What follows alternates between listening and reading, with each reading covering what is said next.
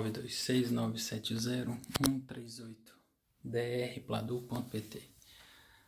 Aqui a gente vai aplicar um papel também por trás da cabeceira. Vocês vão poder acompanhar no próximo vídeo também, já finalizado, né?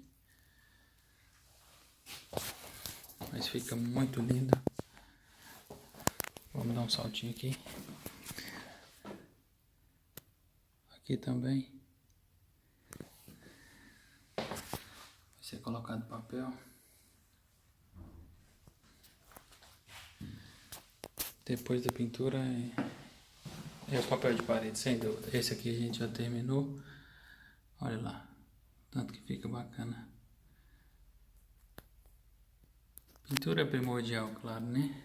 É o que melhora 100% o aspecto do ambiente. Mas o papel é que dá o tchan, né? Olha aí. Todo pintadinho, bonitinho. Agora o papel complementa todo o ambiente. Precisando de alguma coisa, já sabe, 926970138 drpladu.pt. Remodelação em geral, né? Obras, canalização elétrica, nossa especialidade Pladu, pintura, papel de parede. E o que você precisar, 926970138. Foi, um abraço.